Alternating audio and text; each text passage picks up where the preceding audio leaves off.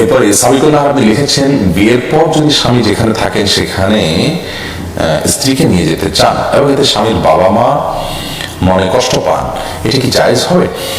বোন, এই প্রশ্নটি মানে অনেক গুরুত্বপূর্ণ এবং একই সাথে আমাদের জন্য একটু ক্রিটিক্যাল। কারণ হলো এটি ভ্যারি করে পরিবেশ পরিস্থিতির উপরে অনেকখানি। মৌলিকভাবে ইসলামের নির্দেশনাটা একেবারেই পরিষ্কার, স্ত্রী স্বামীর কাছে থাকবেন, এটা হলো ইসলামের নির্দেশনা। অতএব ধরুন মা বাবা গ্রামে আছেন, স্বামী ঢাকায় আছেন কিংবা চট্টগ্রামে আছেন কিংবা দেশের বাইরে আছেন, সেখানে তার কর্মস্থল।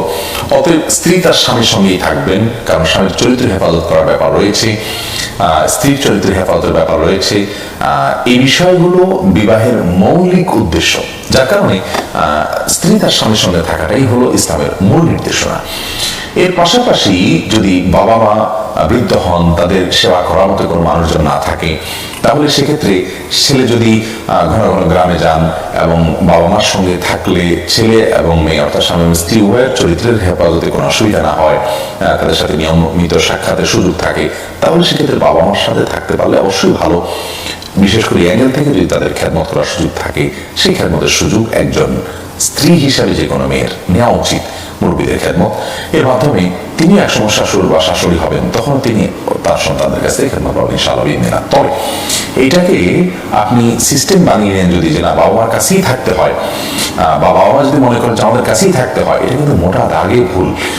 বিশেষ করে যদি কাজের লোকের মাধ্যমে বাবা মার খেদমত করার সুযোগ থাকে, অন্য ভাই বোন থাকে, তাহলে সেক্ষেত্রে অহেতুক স্ত্রীকে বাবা মার কাছে রাখতে বাধ্য করা বাবা মার তরফ থেকে এটি অন্যায়, এটি অবিচার। বরং এক্ষেত্রে সমন্বয় থাকা উচিত। যেমন মা বাবাকে মাঝে মধ্যে শহরে নিয়ে আসলেন, স্ত্রীকে মাঝে মধ্যে গ্রামে আপনি নিয়ে গেলেন, আপনি সহ গেলেন, তাদের সেবা করলেন, তাদের পাশে থাকলেন, তারা নাতি নাতিকে আদর করতে মনে চায়, সেই সুযোগটা তাদেরকে দিলেন এবং তাদেরকে আনলেন, আপনারা গেলেন, আর আপনাদের অ্যাবসেন্সে তাদের খেদমতের লোক রাখলেন। এটা হলো উত্তম সমন্বয় এবং শরিয়াকে সামনে রেখে এটা করলে আপনি আল্লাহ তাআলার কাছে দায়মুক্ত হবেন ইনশাআল্লাহ তাআলা।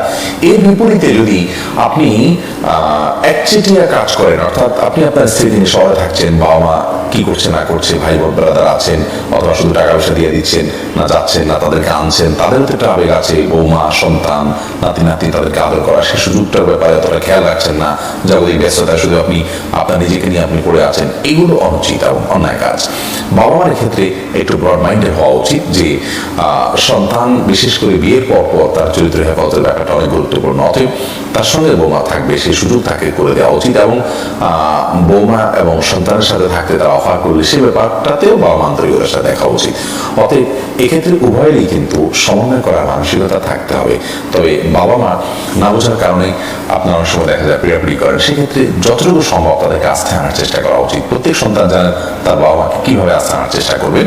একেবারে যদি কোনোভাবেই করা না যায় আর তিনি নিজের চরিত্র রক্ষা করতে হিমশিম খেয়ে যান, তাহলে বাবা মা এক্ষেত্রে মনে কষ্ট পেলেও তিনি গুণাগার হবেন ইনশাআল্লাহ। তবে তার দায়িত্বটা তিনি সঠিকভাবে আদায় করছেন কিনা সেটি তাকে নিশ্চিত করতে হবে।